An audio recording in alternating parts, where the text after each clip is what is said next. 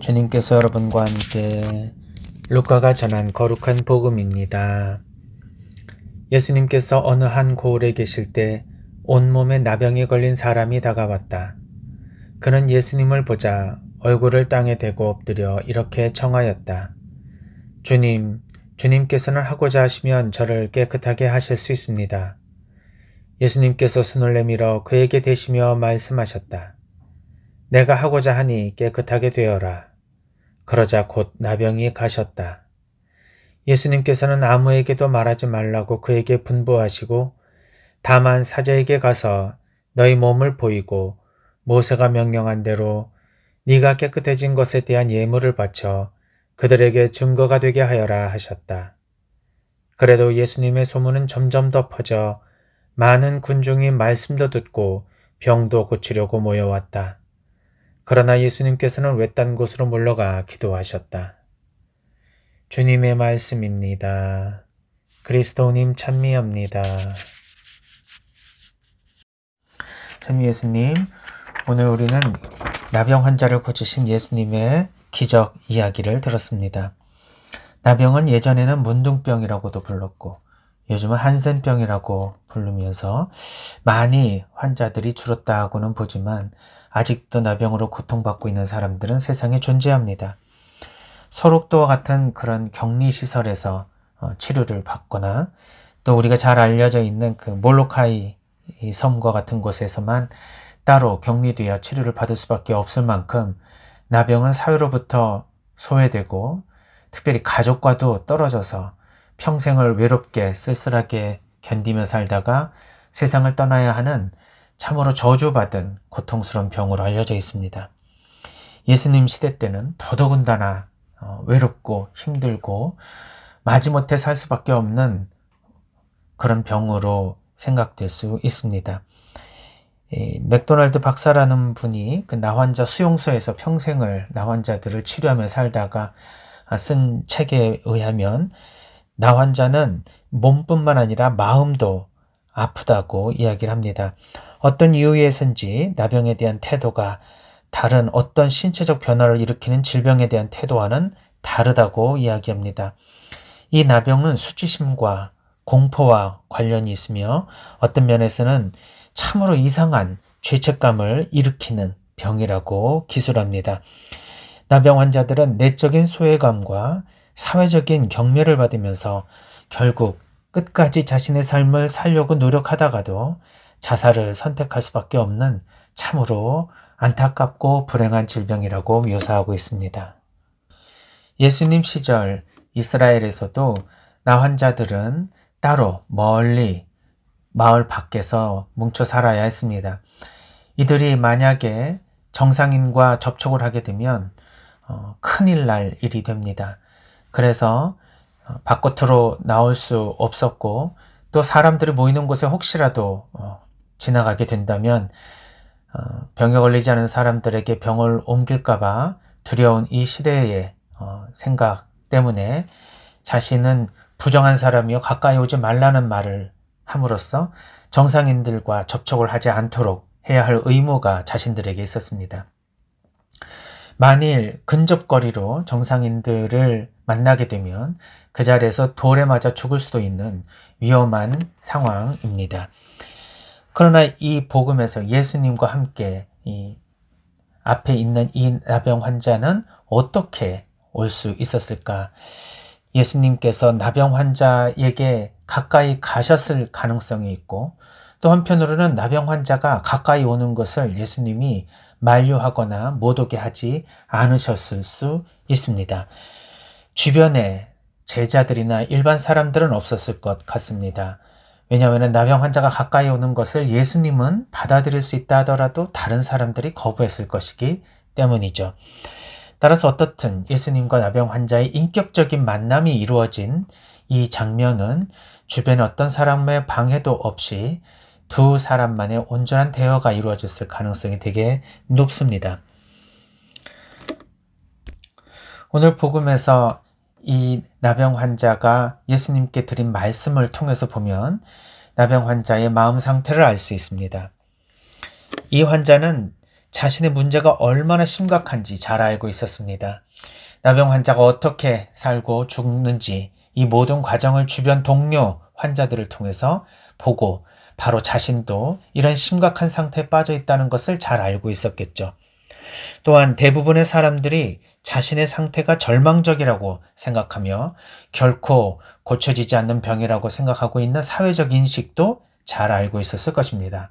그래서 사회적으로 내팽개쳐치고 또 소외당해서 절대 사람들로부터 돌아갈 수 없다라는 그런 절망감을 가지고 있었을 것입니다. 또한 예수님께 자신을 데려다 줄 사람도 없고 데려다 주고 싶은 사람도 없다는 사실도 잘 알고 있었을 것입니다.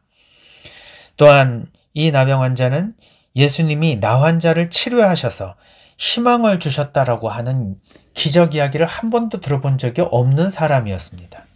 예수님께서는 다른 기적은 행하셨다 하더라도 나 환자를 고쳐주셨다라고 하는 이 소문을 들어본 적이 없었다는 얘기입니다. 당시까지만 해도 나병 환자를 고친다는 얘기는 들어본 적이 없을 뿐 아니라 나병을 고친다는 것은 결국 죽은 사람을 되살리는 것과 같은 방식으로 생각이 되었기 때문에 이것이야말로 진정한 하느님의 아들이 아니고서는 또 신이 아니고서는 가능하지 않는 치유라는 것을 잘 알고 있었을 것입니다.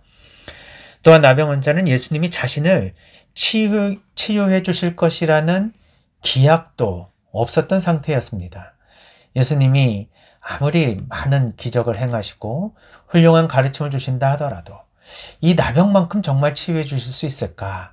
또 그렇다 하더라도 정말 예수님이 그거를 원하실까? 여러 가지 생각이 많았겠죠. 그는 예수님이나 제자들의 초대를 일단 받지 않고 그 어떤 이전의 나병 환자에 대한 치유 사건도 알지 못한 상태에서 온전히 예수님께 의탁하며 다가왔을 것입니다. 이때 이 나 환자의 말은 예수님의 마음을 움직였습니다. 주님, 원하신다면 저를 깨끗하게 만드실 수 있습니다. 라는 이 말은 예수님의 치유의 능력에 대한 의심이 아니라 예수님이 그런 능력을 이미 가지고 계신다라는 것을 전제하면서 예수님께서 나를 치유해 주시기를 원하십니까? 하고 예수님의 마음을 묻습니다. 예수님의 능력을 확신하고 싶어 물어보는 것이 아니라 예수님께서 나를 치유해 주시기를 원하시는지를 묻습니다. 우리가 예수님께 기도를 드릴 때 예수님께서 정말 이 나의 기도를 들어주실 수 있는 분인가? 이 질문을 던지는 분들도 계실 겁니다. 그러나 그런 능력이 있으신 분이라는 것을 알면서도 정말 예수님은 그런 마음을 가지고 계실까? 나를 진정으로 사랑하시고 내가 치유되는 것을 진정으로 원하고 계실까? 여기에 대해서는 우리 신앙인들도 때로는 의문을 갖지 않을 수 없습니다. 분명히 예수님은 하느님의 아드님이시고 우리가 믿고 있는 그런 신 그 자체의 하느님이시지만 그분께서 과연 나를 기억하실까? 그분께서 과연 내가 행복하기를 원하실까? 내가 이 병을 치유하기를 그렇게 원하지만 예수님께서는 그 마음을 이해하고 들어주실까? 이렇게 예수님의 마음에 대한 의문을 가질 수 있을 것입니다. 이 나 환자도 그런 마음이 있었겠죠. 그러나 이 나 환자의 마음은 정말 예수님이 나를 치유해 주실 수 있는 마음이 있는지 없는지를 묻는 게 아닐 것입니다.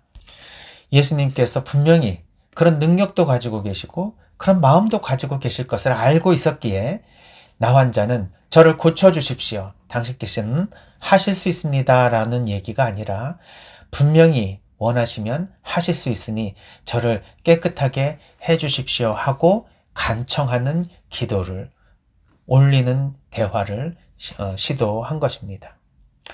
다시 말해서 예수님의 마음을 의심한 것이 아니라 예수님의 마음을 다시 한번 자기가 믿는 것을 예수님께 올려드리며 예수님께 청함을 간절하게 기원하고 있습니다. 그러면서 이 나 환자는 단순히 자신의 육체적인 질병을 치유해 주시는 것뿐만 아니라 저를 깨끗하게 하실 수 있습니다 라는 말을 통해서 자신의 병들었던 이 정신과 영혼까지도 모두 치유해 주실 것이라는, 깨끗하게 정화해 주실 수 있을 것이라는 믿음을 여기에서 찾아볼 수 있습니다. 예수님께서는 이렇게 자신의 육체적인 병뿐만 아니라 온전한 전인적인 인격의 회복을 원하는 이 나 환자에게 내가 원하니 그렇게 되라 라고 말씀을 하십니다. 그러면서 온전하게 치유를 해주시죠. 그리고 예수님께서는 이 치유된 것에 대한 증거를 보이라고 말씀하십니다. 가서 사자에게 몸을 보이고 봉헌을 하라는 의미겠죠. 우리는 하느님께로부터 수많은 치유와 정화의 체험을 하고 있습니다. 사실 우리가 고통 중에 여러 가지 어려움들을 겪고 살아가고 있지만 그러한 행복과 불행, 그리고 나의 기쁨과 슬픔, 이 모든 것들을 한번 잘 비교해 보면 우리에게 있어서는 우리가 고통을 당하는 것만큼이나 하나님께 은총과 사랑을 받고 있는 체험도 있다는 사실을 알게 됩니다. 바로 그럴 때 우리는 얼만큼 하나님께 감사의 기도를 드리며 그분께서 나를 이렇게 사랑해 주시고 치유해 주셨다는 것을 사람들에게 증거하며 내가 사람들을 위해 내 자신을 봉헌하는 삶을 살고 있는가 생각해 볼 필요가 있습니다. 다른 복음에서도 치유를 받은 사람들 중에 한 사람만 예수님께 감사를 드리기 위해 찾아온 대목도 생각이 듭니다. 우리는 하느님께 이미 벌써 치유를 받고 있고 이 세상을 살아가는 은총을 충분히 받고 있습니다. 비록 고통 중에 있고 아직까지 해결해야 될 문제가 있다고 하더라도 말입니다. 그런데 우리는 늘 하느님께 청원만 할 뿐이지 우리가 받은 것에 대한 감사를 얼마만큼 드리고 있으며 그것을 통해 하느님을 이 세상에 전파하고 내가 하느님의 자녀로서 이만큼 사랑받고 있다는 것을 증거하고 있는지는 생각해 볼 필요가 있습니다. 우리가 진정으로 하느님의 은총을 얻고 싶으면 그 은총에 대한 나름의 우리의 책임과 의무도 다해야 할 것입니다. 그것은 나의 치유는 나로 끝나는 것이 아니라 우리 공동체의 치유로 나아갈 수 있는 그러한 단계적인 그리고 관계적인 그런 중간에 우리가 서 있다는 것도 생각해 볼 필요가 있습니다. 나를 치유해 주셨다는 것은 나를 통해 우리 모두를 치유해 주고 싶은 하나님의 구원 의지를 나를 통해 보여주신 것이라 볼 수 있습니다. 내가 치유를 받은 것에 대한 하나님께 대한 감사는 이웃에 대한 사랑으로 봉헌되어야 할 것입니다. 그래야 우리는 하나님의 은총을 나를 통해 더 많은 사람들에게 전달할 수 있는 그런 하나님의 자녀들이 될 수 있을 것입니다. 이 나병 환자는 분명 하나님께 감사를 드리며 사제에게 자신의 몸을 보이고 성전에 자신의 가지고 있는 모든 것을 봉헌하면서 예수님의 이 치유의 은사를 세상 모든 사람들에게 전하고 있었을 것입니다. 예수님은 분명 함구하라고 말씀을 하셨지만 우리가 받은 이 은총은 결코 호롱불을 뒷박으로 덮을 수 없듯이 이 은총은 결국 세상 모든 사람에게 드러날 것이다 라는 것을 이 복음은 암시해 주고 있습니다. 죽은 사람을 살려주시는 예수님, 이 세상에 살아가면서 가장 큰 고통을 당한 사람도 자신이 예수님의 마음과 능력을 믿음으로써 치유를 받은 이 사화를 통해서 우리도 어떤 상황에서도 예수님의 이 구원 의지를 의심하지 않고 나를 사랑한다는 그 예수님의 사랑을 의심하지 않고 믿는 마음으로 예수님께 의탁하였으면 좋겠습니다. 그리고 앞으로 나의 이 모든 소망을 이루어 주십사 하는 희망의 기도와 함께 지금까지 나를 이끌어 주시며 내가 이렇게까지 잘 살아갈 수 있도록 도와주셨던 예수님에 대한 사랑 그리고 치유의 은총에 대해서 다시 한번 감사를 드리고 이웃을 통해서 내 자신을 봉헌함으로써 그것을 증거하는 삶을 살아야 할 것입니다. 지금까지 우리를 이렇게까지 이끌어 주신 주님께 감사와 찬미를 드리며 앞으로 우리의 삶도 더 믿는 마음으로 예수님께 의탁할 수 있는 우리들이 되었으면 좋겠습니다.